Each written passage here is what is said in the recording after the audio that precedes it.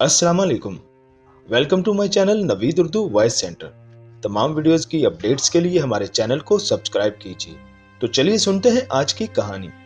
आज मुझे यहाँ से रवाना होना था और काशिफ अभी तक मेरे पास नहीं आया था। शायद कोई और मौका होता तो मैं किसी दूसरे का इंतजार ना करता। काशिफ ने 2 माह तक मेरा जितना ख्याल रखा, इसका तकाजा यही था कि मैं इससे जाते हुए मिलकर जरूर जाऊंगा, वरना वो मेरे बारे में क्या सोचेगा कि कैसा बेमुरव्वत शख्स था, जाते हुए मिलकर भी नहीं गया। वक्त तेजी से बीत रहा था और काशिफ का पता नहीं था। मुझे रावलपिंडी पहुंचकर ट्रेन पकड़ना थी। अगर मैं जरा सी भी ताखीर करता तो ट्रेन निकल जाती और मजबूरन मुझे फिर किसी कोच में सफर करना पड़ता। कोच के सफर के मुकाबले में मुझे ट्रेन का सफर अच्छा लगता है, क्योंकि ट्रेन में आदमी सुकून से बैठ जाता है, चल फिर भी लेता है। एक तरह से ट्रेन का डिब्बा कमरे की मानंद महसूस होता है। इसके मुकाबले में कोच में आदमी ठुस कर बैठता है, अपनी मर्जी से हिल जुल भी नहीं सकता। मैं बुनियादी तौर पर एक कारोबारी शख्स हूँ। मेरा जहन हर वक्त कारोबार से मुतल्लिक सोचता रहता है। इसी बिना पर मैं अपने कारोबारी साथियों के मुकाबले में बहुत आगे हूँ। पर कारोबार बहुत फैला हुआ है। हर वक्त कारोबार के मुतल्लिक सोचते रहने से मैं बीमार रहने लगा हूँ। डॉक्टर्स ने मेरी बीमारी को देखते हुए मशवरा दिया था कि मैं 2 माह के लिए कारोबार से दूर होकर किसी पुरफजा मकाम पर जाकर रहूं। मेरी समझ में यही आया कि बजाय मैं किसी और मुल्क में जाऊं, अपने मुल्क के पुरफजा मकाम मरी में जाकर रहूं।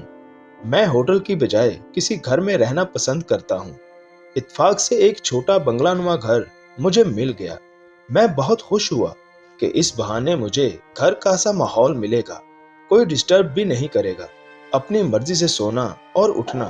पढ़ने को मैं ढेर सारी किताबें ले आया था जो मुझे तन्हाई का एहसास नहीं होने देंगी और मेरा साथी बनकर साथ देंगी। मेरा इरादा था कि मैं 1 माह यहाँ क्याम करूंगा, लेकिन 2 माह गुजर गए और वक्त का एहसास ही नहीं हुआ। सच पूछो तो मेरा यहाँ अच्छा वक्त गुजरने में कुछ हाथ काशिफ का भी है। वो अगर यहाँ ना होता तो मेरे लिए 1 माह गुजारना बहुत मुश्किल होता। काशिफ की मासूम हरकतें और भोलेपन की बातों से मेरा दिल बहल जाता था। कुछ वक्त को मैं भी खुद को बच्चा तस्वुर करने लगता था और काशिफ से ऐसी बातें करने लगता कि वो भी मेरी बातों को सुनकर जोरदार कहके लगाने पर मजबूर हो जाता था। वो मेरा ख्याल इस तरह रखता था कि जैसे वो हकीकी मानों में मेरा बेटा हो। मुझे भी इससे इतनी मोहब्बत हो गई थी कि जैसे अपने बेटे से हो गई हो। इन 2 माह में मेरी बीमारी इस तरह से गायब हो गई थी कि जैसे कभी बीमार ही नहीं हुआ था। मुझे अच्छी तरह से याद है, इस बंगले नुमा घर में आए हुए दूसरा दिन था। सख्त सर्दी थी। कमरे को गर्म रखने के लिए आतिशदान के कोयले खत्म हो गए थे और मेरी इतनी हिम्मत नहीं हो रही थी कि बाहर जाकर कोयले ले आऊं। ऐसे में ये सोचकर घर से बाहर निकल आया, शायद बाहर से सूखी लकड़ी की टहनियां मिल जाएं, ताकि कुछ वक्त गुजर जाए और सर्दी की शिद्दत कम हो जाने पर मैं फिर कोयले ले आऊंगा। कोयले की दुकान यहाँ से बहुत दूर थी। मैं उम्र के उस हिस्से में था जब कम सर्दी का भी एहसास होता है। मैं अभी इधर उधर नजरें दौड़ा रहा था कि एक 10 साला लड़के पर नजर पड़ी। वो भी मेरी तरफ ही देख रहा था। अपनी तरफ मुतवज्जा पाकर मेरे पास आया। क्या बात है, आप मुझे कुछ परेशान दिखाई दे रहे हैं। वो बोला, हाँ बेटा, मेरे आतिशदान के कोयले खत्म हो गए हैं और मुझे सर्दी बर्दाश्त नहीं हो रही। मैंने कहा, बस इतनी सी बात है, मैं अभी कोयले लाकर देता हूँ। इसने कहा, ये लो पैसे, जरा जल्दी से कोयले ले आओ। मैंने कुछ रकम इसकी तरफ बढ़ाई। अगर कोई और मौका होता तो मैं कभी इस तरह किसी अजनबी लड़के को रकम ना देता। किसी अजनबी लड़के का क्या पता कि वो पैसे लेकर रफू चक्कर हो जाए। सख्त सर्दी की बिना पर मैं इस पर एतमाद करने पर मजबूर हो गया था। इसने मेरी तरफ मुस्कुराते हुए देखा, पैसे देने की जरूरत नहीं है, मैं अभी अपने चचा के घर से कोयले ले आता हूँ। जब आप दुकान से कोयले ले आए तो फिर मुझे इन कोयलों के बदले कोयले दे देना। इसने कहा, ठीक है, जैसे तुम्हारी मर्जी। मैं ये कहते हुए कमरे में आ गया। अभी मुझे चंद मिनट ही हुए थे कि वो कोयले ले आया और खुद ही इनको कोयलों को आतिशदान में डालकर आग रोशन कर दी। लगता है तुम्हारा घर नजदीक है, जभी तुम कोयले इतनी जल्दी ले आए हो। मैंने मुस्कुराते हुए इसकी तरफ देखा। हाँ, मैं यहाँ नजदीक ही अपने चचा फखरुद्दीन के पास रहता हूँ, इसने बताया। अरे हाँ, मैंने तुम्हारे चचा का घर यहाँ आते हुए देखा था। घर के बाहर फखरुद्दीन नाम की तख्ती भी लगी हुई है। लेकिन तुम अपने चचा के पास क्यों रहते हो? अपने वालिदैन के पास क्यों नहीं रहते? मेरे वालिदैन का एक्सीडेंट में इंतकाल हो गया था। जब से मैं अपने चचा के पास रह रहा हूँ, इसने बताया। मुझे बहुत अफसोस हुआ कि इतने अच्छे लड़के के वालिदैन का इंतकाल हो गया है। मैंने इसके सर पर शफकत भरा हाथ रखा। आपका चेहरा काफी हद तक मेरे वालिद से मिलता जुलता है, इसलिए मैं कल से इस मकान के गिर्द चक्कर लगा रहा हूँ। मैं आपसे मुलाकात करके कुछ वक्त यहाँ गुजारना चाह रहा हूँ। सो आज मेरी ये ख्वाहिश पूरी हो गई। यहाँ आप जितना भी वक्त गुजारें, इस दौरान किसी भी चीज की जरूरत हो मुझसे कह देना। आपका काम करके मुझे बड़ी खुशी होगी। वो मुसलसल मेरे चेहरे पर नजर रखे हुए था। मैं इसकी कैफियत का अंदाजा लगा सकता था। मेरे चेहरे में अपने बाप की सूरत देख रहा था। ऐसा करके इसे दिली खुशी हो रही थी। ऐसा अक्सर होता है जब हमें अपने प्यारों के बिछड़ जाने पर उससे मिलती जुलती शक्ल के शख्स को देखकर न जाने क्यों एक खुशी और दिली सुकून मिलता है। तुम्हारा नाम क्या है? मैं अभी कुछ और कहना चाहता था कि वो बेअख्तियार बोल पड़ा। काशिफ। हाँ काशिफ, मुझे जिस चीज की जरूरत पड़ेगी मैं तुम्हें इतला कर दूंगा, मैंने कहा। मेरी बात पर वो खुश हो गया था। 2 माह के दौरान काशिफ ने मेरा इस तरह ख्याल रखा जैसे कोई बच्चा अपने बाप का ख्याल रखता हो। मेरे मुंह से कोई फरमाइश निकलती और वो सर्दी की परवाह किए बगैर दौड़ पड़ता। मैं इसे आवाज देता रह जाता कि आज सर्दी है, कल ले आना। वो मेरा जुमला सुनी अनसुनी करता चला जाता और मतलूबा चीज लेकर घर में दाखिल होता। एक दिन फल काटते हुए मेरी उंगली जख्मी हो गई और इससे खून बहने लगा। ये देखकर काशिफ सख्त बेचैन हो गया। वो मेरी उंगली को पकड़कर खड़ा हो गया। जब तक खून बहना बंद ना हुआ, इसने उंगली को मजबूती से दबाए रखा। खून बंद हो जाने पर इसने मेरी उंगली पर दवाई लगाकर पट्टी कर दी। मैं हैरत से इसे देखता रह गया था। मैंने कई बार इसे कुछ रकम देना चाही, लेकिन इसने रकम लेने से इनकार कर दिया। बकौल इसके वो मेरी खिदमत पैसों के लालच में नहीं बल्कि अपना बाप समझकर करता है। मैंने कल इसे सख्ती से ताकीद की थी कि वो सुबह जल्दी आ जाए, क्योंकि वो अगर देर से आया तो फिर हमारी मुलाकात ना हो सकेगी। इसके चेहरे से लग रहा था कि वो आते हुए हिचकिचा रहा है। इसकी समझ में नहीं आ रहा था वो मुझे इनकार कैसे करे। मैं इसकी तकलीफ के एहसास को समझ रहा था। वो छोटा बच्चा ही था। वो किसी तरह ये जुदाई बर्दाश्त कर सकता था कि जिसे वो अपना बाप तसव्वुर कर रहा है, वो इससे मिलकर फिर जुदा हो जाएगा। इसका असरार था कि मैं अभी कुछ अरसा और यहाँ ठहर जाऊं। कारोबारी मजबूरी ऐसी थी कि मेरा कराची पहुंचना बहुत जरूरी हो गया था। यहाँ से जाते हुए मैं सोच रहा था कि इसकी खिदमात के सिले में कुछ रकम जबरदस्ती इसकी जेब में ठूस दूंगा। इसके इनकार पर मैं कह दूंगा कि अगर तुम्हारा बाप तुम्हें खर्चे को कुछ रकम देता तो क्या तुम इनकार करते? मेरी इस बात पर वो जरूर खामोशी से रकम अपनी जेब में रख लेगा। खासी देर गुजरने पर भी काशिफ नहीं आया था और मैं हर गुजरते लम्हे को महसूस कर रहा था। वो अभी तक नहीं आया था। न जाने इसे आने में कितनी देर लग जाए।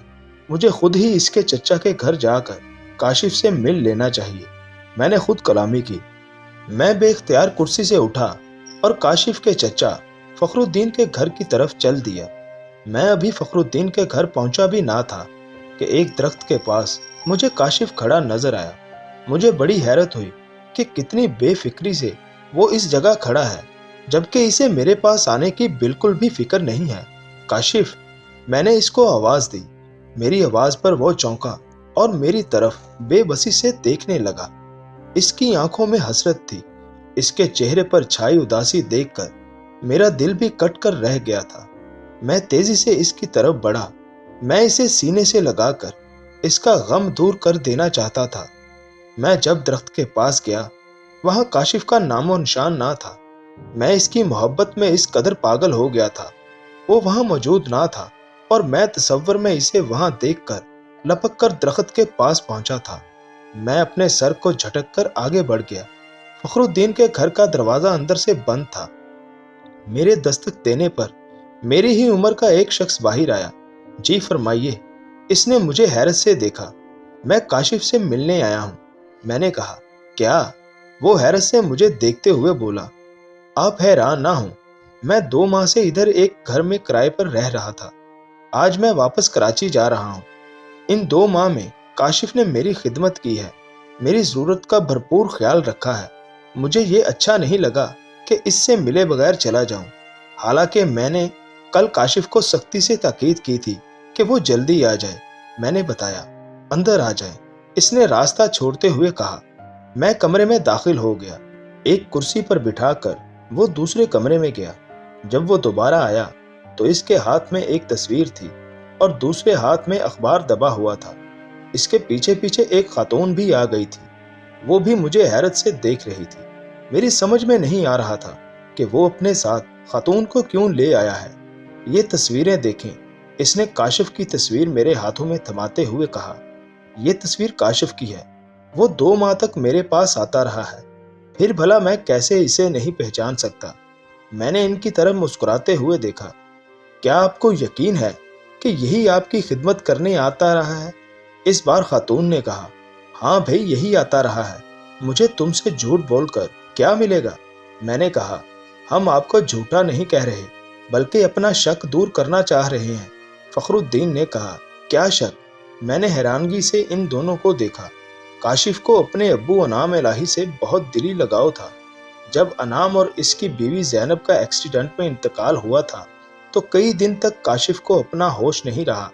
वो सोते जागते अपने अब्बू को पुकारता रहता था। जब इसके हवास दुरुस्त हुए, हमने इसे समझाया कि इसके वालिद का इंतकाल हो चुका है, वो अब कभी लौटकर नहीं आएंगे। हमारे समझाने पर वो समझ गया, लेकिन फिर भी कभी कभार इसको ये दौरा पड़ता कि इसके अब्बू जिंदा हैं और किसी पहाड़ पर इसका इंतजार कर रहे हैं। ये कहते हुए वो पहाड़ों पर चढ़ जाता और फिर जब इसके अब्बू ना मिलते तो वापस लौट आता था। 2 साल कबल भी इस पर ऐसा ही दौरा पड़ा और वो एक पहाड़ पर चढ़ता चला गया। वहां मौजूद लोगों ने इससे बहुत रोका कि वो इस पहाड़ पर ना चढ़े, मगर इसने किसी की ना सुनी। फिर ऐसा हुआ कि एक पहाड़ पर से इसका पांव फिसला और वो नीचे गिरता हुआ आया और फिर एक पत्थर से इसका सर बुरी तरह टकराया और वो इंतकाल कर गया। फखरुद्दीन ने बताया। क्या? इस वक्त मैं हैरत से चौंका। मेरी समझ में नहीं आ रहा था कि वो क्या कह रहे हैं। अगर वो मर गया था तो फिर मेरे पास वो कैसे आता रहा? मेरी इसने खिदमत किस तरह की? वो मुझे हैरत ज़दा देखकर दोनों मियाँ बीवी ने आंखों ही आंखों में इशारा किया। फिर फखरुद्दीन ने मुझे एक और हैरत का झटका लगाने को अखबार मेरे सामने कर दिया। अखबार में काशिफ की कफन में लिपटी तस्वीर छपी थी और खबर भी लगी थी, जिसके मुताबिक काशिफ की मौत पहाड़ से गिरने के सबब हुई है। अखबार की तारीख पर नजर डालने से फखरुद्दीन की बात की तस्दीक हो गई थी कि काशिफ की मौत 2 साल कबल हुई थी। मैं रावलपिंडी जाने वाली वैन में बैठा काशिफ के बारे में सोच रहा था कि वो सब क्या था। काशिफ अगर 2 साल कबल मर चुका था तो फिर वो मेरे पास 2 माह तक कैसे आता रहा? इस बात की तस्दीक फखरुद्दीन ने कर दी थी कि वाकई मेरी शक्ल काशिफ के वालिद से मिलती थी। क्या काशिफ की बेचैन और सरगदा रूह अब भी अपने बाप से मिलने को मरी में घूमती फिरती है? मुझे समझ नहीं आ रहा था कि क्या मम्मा है जिसे इंसानी अकल समझने से कासिर है। तो जी नाजरीन, कैसी लगी आपको आज की ये कहानी? उम्मीद है कि आपको पसंद आई होगी। और अगर अभी तक आपने हमारा चैनल सब्सक्राइब नहीं किया तो प्लीज हमारे चैनल को सब्सक्राइब करके बेल के नोटिफिकेशन को ऑन कर दें, ताकि हमारी हर आने वाली वीडियो आप तक बआसानी पहुंच सके। Thanks for watching my channel Naveed Urdu voice centre.